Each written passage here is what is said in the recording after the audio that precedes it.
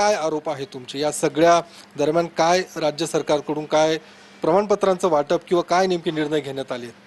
28 तारखेला 28 जानेवारीला संपूर्ण राज्य आपलं शोकमग्न होतं आणि दादांच्या पार्थिवावर श्रद्धांजली ज्यावेळेस वाहिली जात होती त्यावेळेस मंत्रालयातले काही अधिकारी त्यांनी अल्पसंख्याक विकास विभाग इथं जे अल्पसंख्याक दर्जा प्रमाणपत्र असतो ज्याच्यावर 12 ऑक्टोबर 2025 त्या दिवशी माजी मंत्री माणिकरावजी कोकाटे यांच्यामार्फत स्थगिती देण्यात आलेली की ते प्रमाणपत्र जे आहे ते दर्जा प्रमाणपत्र जे त्याचं वाटप करण्यात येऊ नये. 28 तारखेला अजितदादांच्या दुःखद निधनानंतर दुपारनंतर अचानकपणे 75 ज्या शाळा आहेत आपल्या राज्यातील म्हणजे 20 संस्थांच्या 75 शाळांना 28, 29, 30 रात्री 6:30 वाजता 7 वाजता 8 वाजता या लोकांमार्फत तातडीने एवढ्या घाई कशाला करण्यात आलेली? 28 तारखेलाच प्रमाणपत्र जे आहेत त्याच्यावर अप्रुव्हल देण्यात आलेलं, ज्या मागच्या 3 महिन्यात त्याच्यावर स्थगिती होती.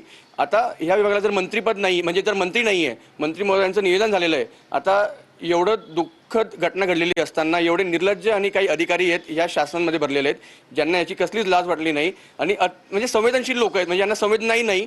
एवढं संवेदनशील विषय असताना या लोकांनी त्याच्यावर अप्रुव्हल दिलं आणि याचं कारण काय?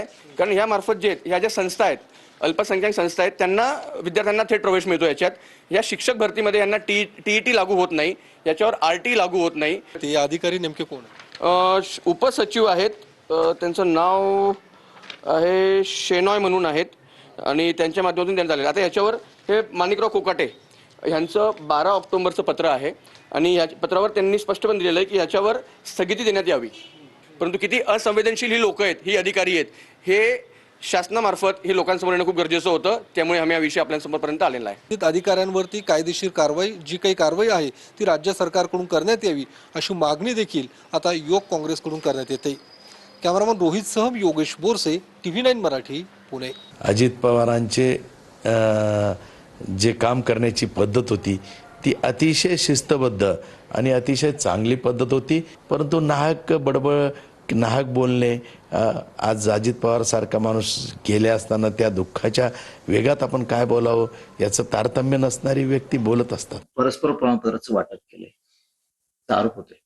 आता या संदर्भामध्ये अजितदादा हे चांगले प्रशासक होते आणि त्यांच्या अपघाताची बातमी आल्यानंतर त्यांच्या पक्षातले आणि त्यांच्या अधीनस्थ असणाऱ्या विभागातले लोक यांनी लूट करण्याची शक्यता नाकारतायत. मंत्रालयात आता त्यांच्या डिपार्टमेंटचं जर त्यांनी काम केलं असेल तर त्याच्यात आपण आरोप काय? त्याच्यात त्यांनी जर अल्पसंख्याक विभागाचे प्रमाणपत्र वाटले तर त्याच्यात काय चूक केलेलं आहे? त्याच्या मला असं वाटतं याला आरोपाला काही अर्थ नाही.